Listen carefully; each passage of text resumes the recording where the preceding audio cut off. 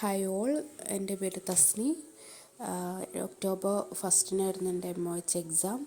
അൽഹംദുലില്ലാ ക്ലിയർ ചെയ്യാൻ പറ്റി. First of all thanks to ആൻഡോ സർ ആൻഡ് ജയിലി മാം. ബേസിക് ക്ലാസ്സസൊക്കെ നല്ലോണം മനസ്സിലാക്കാൻ പറ്റുന്നതാണ്. ദെൻ ജയിലി മാം എന്ത് ക്വസ്റ്റ്യൻ ആണെങ്കിലും ക്ലിയറായിട്ട് ആൻസർ ചെയ്യുന്നുണ്ട്. അതെനിക്ക് ഭയങ്കര ഹെൽപ്ഫുള്ളായിരുന്നു.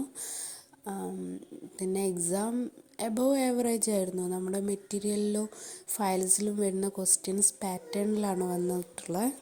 ദെൻ കേസസൊക്കെ അറ്റൻഡ് ചെയ്യാൻ പറ്റുന്ന രൂപത്തിലായിരുന്നു.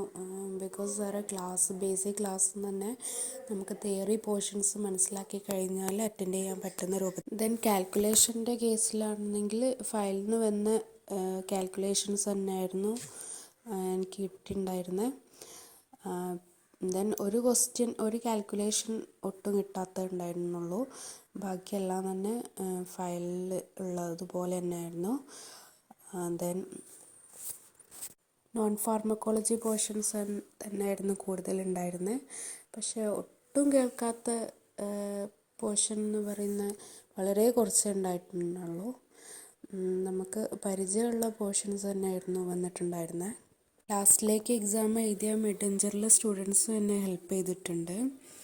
ദെൻ ഇനി എക്സാം എഴുതുന്നവരോട് പറയാനുള്ള എന്താണെന്ന് വെച്ചാൽ നന്നായിട്ട് ഫയൽസും ബേസിക് ക്ലാസ്സസും നന്നായി കേൾക്കുക, മെറ്റീരിയൽ നോക്കുക, ഫയൽസ് നന്നായിട്ട് റിവൈസ് ചെയ്യുക. അങ്ങനെ ചെയ്ത് കഴിഞ്ഞാൽ തന്നെ എനിക്ക് തോന്നുന്നു MOH എക്സാം ഈസി ആയിട്ട് ക്ലിയർ ചെയ്യാൻ പറ്റും തോന്നുന്നു. പെട്ടെന്ന് ഡേറ്റ് എടുക്കുക, എന്നിട്ട് നന്നായിട്ട് പഠിച്ചതിന് ശേഷം എക്സാം എഴുതുക. എന്ന് വെച്ചാൽ ക്ലിയർ ചെയ്യാൻ പറ്റാവുന്നതേ ഉള്ളൂ. ഞാൻ ഒരുപാട് ടെൻഷൻ അടിച്ചിട്ടുണ്ട് എക്സാമിന് പോകുന്നവരെ. പക്ഷേ വിചാരിച്ച അത്ര ടഫായിട്ട് തോന്നിയിട്ടില്ല. ഇത്രയും ടെൻഷൻ അടിക്കേണ്ട ആവശ്യമില്ലായിരുന്നു തോന്നിയിട്ടുണ്ട്. പെട്ടെന്ന് ഡേറ്റ് എടുത്ത് പെട്ടെന്ന് എക്സാം എഴുതുക.